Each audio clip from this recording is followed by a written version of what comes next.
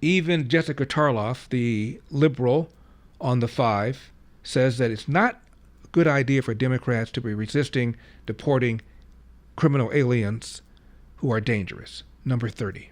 And I do think this is one of the easiest ways for liberals to break with traditional sanctuary city policy, where you say this was never conceived to protect a gang member, right? This was never conceived to protect someone who was committing violent crime. And we want to change it. And whether you put it to a vote in front of the city council and let them deal with it, let them have all of those people show up like it happened in Chicago, right, where they opened it up and everyone came in there saying, no, we're actually not interested in being managed that way, and let them deal with it and get voted out. Or you'll see a change where people like Michelle Wu in Boston will be so out of step with the general public that there will be forced consequences to it. I think that this is, not a moment for resistance. This is a moment for cooperation to get the most dangerous undocumented people out of this country. And then we can have a conversation about everybody else. The New York mayor talked about how crime on the subways has gone down, talked about all the wonderful things she'd done. Meanwhile, somebody set fire to a homeless woman on a subway. And 2 people were randomly slashed Grand Central Terminal in New York City by a quote-unquote stranger with several priors. Number 31.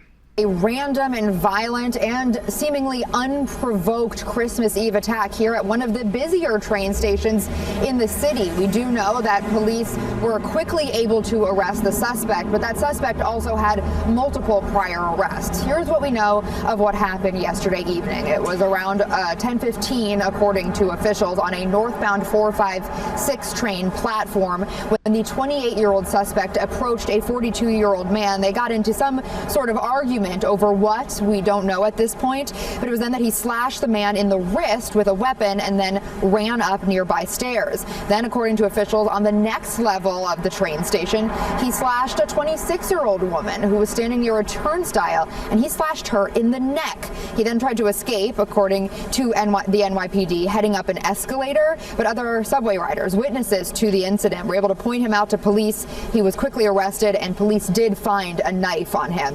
Officials say the 28-year-old has 3 prior arrests for criminal mischief, fair beating, and assaulting a police officer. Now, charges for that suspect at this point, this morning on Christmas morning, are still. One more comment about the pullout from Afghanistan. This was in the Wall Street Journal.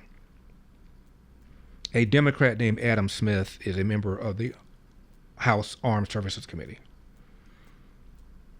This is when the Biden administration was developing plans to pull out of Afghanistan. He was chair of the Armed Services Committee, and according to the Wall Street Journal, was alarmed by what he thought were overly optimistic projections from the Biden administration as they put together their plan for the operation to pull out from Afghanistan. Quote, "I was begging them to set expectations low," said Smith, who had worked extensively on the issue and harbored concerns about how the withdrawal might go. He sought to talk to Biden directly to share his insights about the region, but he couldn't get on the phone with him.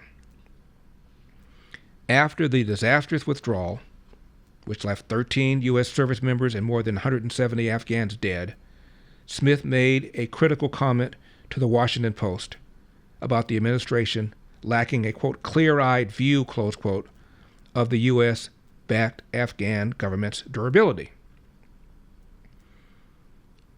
It was among comments that triggered an angry phone call from the Secretary of State, who ended up in turn getting an earful from Smith, who was very frustrated.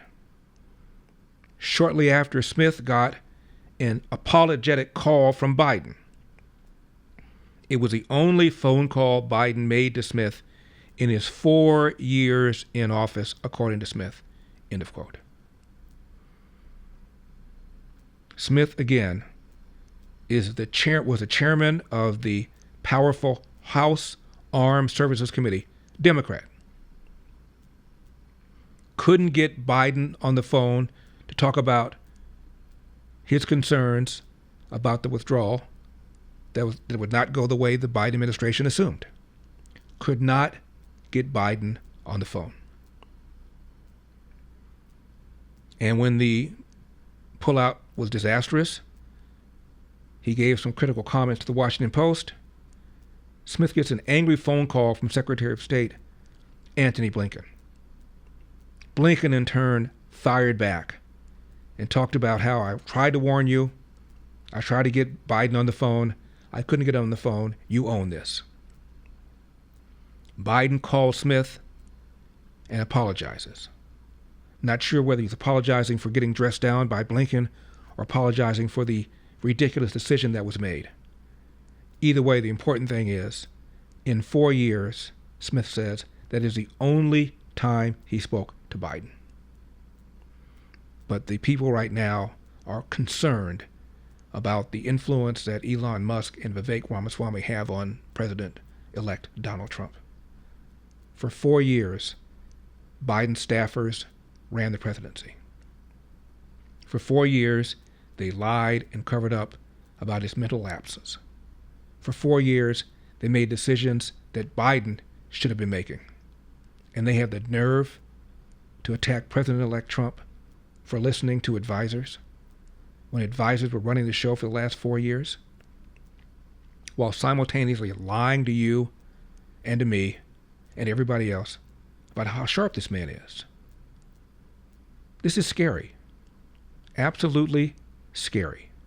Thanks for watching these clips from The Larry Elder Show. If you enjoyed this content, be sure to subscribe to my channel and hit the bell icon so you never miss a moment.